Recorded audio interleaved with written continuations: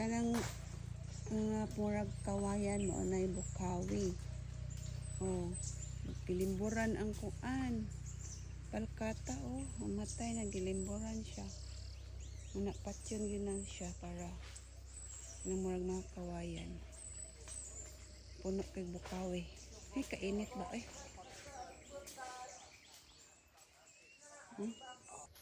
Hello, ito nagpapatabas pa rin kami, nasa baba na sila, doon sa baba. Tapos na dito sa taas. Daming ito hala. Ano na ako, baka may ahas dito. Yun na sila sa baba, kaka-snack lang nila. So yan sa taas, ito na yung na nila tabas, mga bamboo tree, ang lalaki ng katawan yan. Mga bamboo tree, tapos yan yung puno, grabe ang ugat Grabe ang ugat ng bamboo tree. Iwan ko paano yan sila patayin kasi mag-ano na naman yan sa sisibol na naman ng bagong dahon. So yun yung palkata ang iniiwan lang nila. Ito mapapatay na sana to. Sana mamatay yan ang ugat Ugat ng bamboo tree. Kahoy na talaga. Hirap. Yan sila tapos na nilang na yan. Kaya lang nasa mga natumba. Mga nila. Kasi yung parang kawayan na dahon. Yan na para makawayan ng dahon, inaanuhan yung tingnan mo, pinupuluputan yung yung puno ng palkata, kaya hindi na mabubuhay, lalaki pa naman. Yan, sabi ng mga magtabas, kailangan daw yung putulin, so dapat putulin na nila yan, para na, grabe kagubat na kasi ilang years na 1 year na. Ata wala nang hindi na natabasan to, kaya gubat na talaga. Kaya ito bumaba ako dito sa yan di ba? Pag ganun siya, pag ganun doon yung daan. Kaya balik na ako doon pa ako babalik, akyat pa ako. Baka may dito, tanghali na 10:00 ng umaga. Hirap kaya. Ayan yan ang paakyat ako doon. Nakachinelas lang ako. Yan ang damo-dam ang ng lalakaran ko. Pag wala lang to, spray lang yung mga damo. So ito bakit kami nagwa-wonder kami kung bakit ang daming puno ng ganito. Noon wala man ganito. So hindi namin alam bakit nagkaganito yung gubat.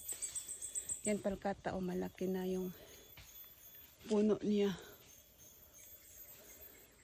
Hindi pa namin papuputol, hindi pa namin ibibantayan. Palalakin pa na yung katawan. Yan, malaki na sila. May iba na maliit. Kaya ito, kailangan putulin o pangit na. Yan ito. Putulin na yan kasi hindi na yan siya lalaki. Kaya yun, 6 yung mga tao doon nasa baba.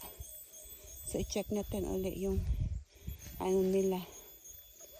Kasi 8 hours sila magtrabaho. I-check natin yung nila, anong tawag doon. Yung natabas na, kung gaano kalawak. So ito yung dadaanan ko. Yan hirap. Kasi ito, sana mamatay itong mga ganito.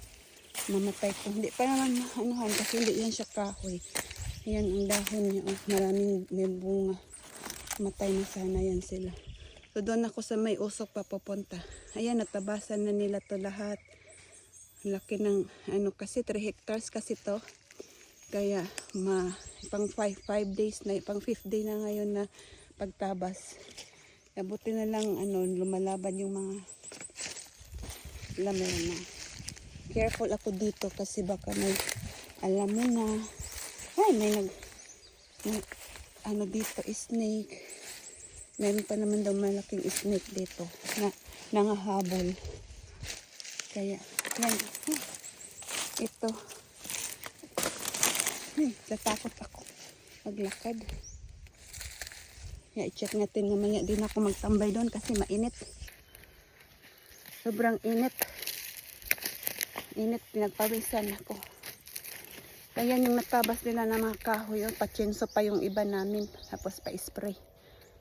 So yan yung mga natabas na nila ng mga kahoy. Ito, mga bamboo tree yan. Sobrang dami. Mas marami pa sila sa palkata na tanim namin, tapos papayat pa ng mga palkata, tapos yung ugat nila o yung puno nila ito, so namamatayan sila.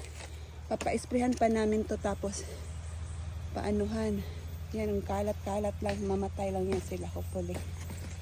Grabe ito yung mga pinuputulan nila, yung mga maliliit na puno.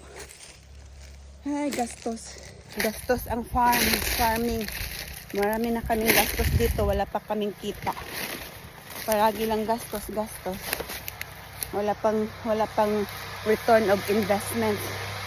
Na mahirap din. Tapos yung papeles, inano din tanim namin. Nasikaso, malapit na matapos. Ganon. Ayan, doon sila. Sa kabila. Yan, natabas na nila to. For 4 days, malaki naman yung ano nila. Malaki naman yung na nila, nalinisan. So, yung mga damo na to, maliliit lang. Pwede na itong isprayhan. Ipapa-spray ng Roundup. At saka to 4D. So, doon sila sa baba. Ayan o, pag malinis na talaga to, magandang tingnan na. Maliwanag na noon, ang dilim-dilim. Yun. Doon maraming mga bamboo tree din nagtutumbahan. Kawawa yung mga falkata, hindi masyadong tumutubo kasi nga naanuhan sila, didilim na sila naliliman na sila ng mga bamboo tree. Subusog yung mga namin kasi pinapakain namin sila. Pinapa-snack namin sila ng pansit at saka loaf bread. Tsaka tubig lang para yung uhaw nila kasi ang init. Tumutulo yung ko. Yung pawis ko. Hali nga ako nagtatrabaho. Lakad lang ako dito. Nag-survey sa kanila. Chinek yung mga tinatabas nila. So, yun ang mga kalamansi namin. Ang papayat din kasi wala nga dito nag-alaga na. Kaya nilagyan namin ng abono. Doon yun. May mga bunga pa naman. Tsaka yung suha. Lagyan namin ng abono kahapon. Ito. May bunga May bunga yung kalamansi. Maraming bunga kaya hopefully tataba na yan sila. Yan, inaano kayo ng mga damo. Doon, nire-rake ko yung mga damo pagili doon para ma-clear sila, para makatubo sila ng maayos doon. Meron pa doon sa kabila. Kaya, yan lang. Buhay farmer. Masarap ang farmer. Maganda ang farm. Pag sayang lang hindi siya patag doon. Doon hanggang doon yan. Kaya lang bangin. Mahirap linisin.